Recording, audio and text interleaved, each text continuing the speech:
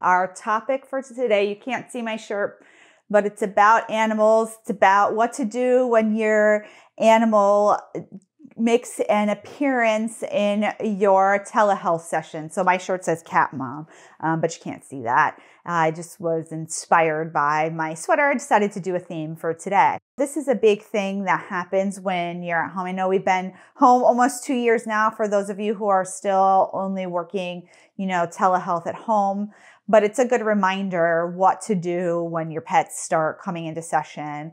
TherapyNotes actually put up a meme, I think the other day, with like a dog with headphones on. It's like when your, dog makes an appearance in telehealth, and it just like made me smile and laugh, because every time I come into this particular room in my house, for the most part, my kitty cat comes and finds me. There's actually like a cat house over here that he usually would sleep in when I was in sessions. He always, even if he doesn't stay in here, he just like comes and pokes his nose in. He came in early and I was like, what are you doing in here? And then like left. So the other day I was recording a video. My other cat was screaming in the background. I was like, oh my goodness.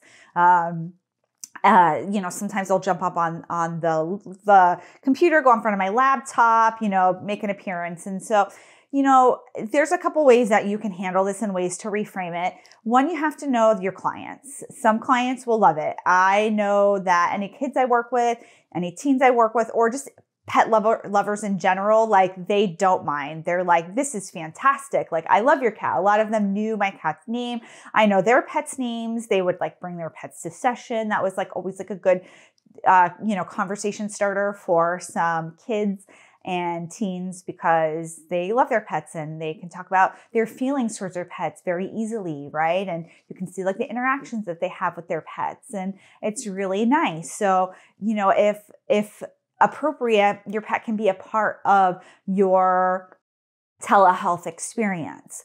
There were times when I was doing deep work, in-depth work, and the cat had to go. Like, the cat could not be in here, so then I made sure that he wasn't in here. Or, I tried to time a lot of those sessions, like when I knew my husband was home. So then that way I would be like, come and get the cat. Or one thing, what our cats know, like what time is dinner time. So they start to get anxious around that time. And they start to like come up here more often and in and out because they want to eat. And so I knew that, and I would make sure to like schedule around that. So you have to know your clients, and you also have to know your pets. How are your pets going to respond to you having them out of the room? Some pets will bark or meow or hiss at the door. They'll get very upset. They'll try to barge in, or some will just sit on your, by your feet and be fine, or be scooted out. I think, again, why I wanted to talk about this topic, even though it's been almost 2 years into telehealth, is because we're still going through the emotions of being telehealth providers, even if you're not doing that solely, even if you're doing it part-time, or even if you're thinking about bringing a pet into session. Another thing to think about is, again, not how your clients respond. Just, are they going to be happy to see your cat? Or maybe they have a really big fear of dogs. A lot of people are scared of dogs, as much as like people who are dog people, which I totally am a dog person. And I think like everybody loves dogs. Like, a lot of people are very scared of dogs. A lot of people have childhood traumas around dogs. Maybe they were bit, or adult traumas, and they're not as comfortable with dogs. Or if your dog barks, that could be triggering to people. So again, knowing how your client is going to respond and how your pet is going to respond in certain situations. We can't fully get rid of our lives when we're in telehealth, when we're in our own homes. There's been times, it's completely different, but like people are like banging on the door, in the middle of the day, and I'm like, the UPS guy's like, here, your package. And I'm like, could you just have left it? Because I'm working, but I didn't know it was the UPS guy. I don't know what I thought was happening. I thought somebody was like, there's an emergency happening or something. So I was like, I must go answer the door. So we can't halt our lives, right? Like, as much as we would love to, we can't halt our lives, especially with telehealth.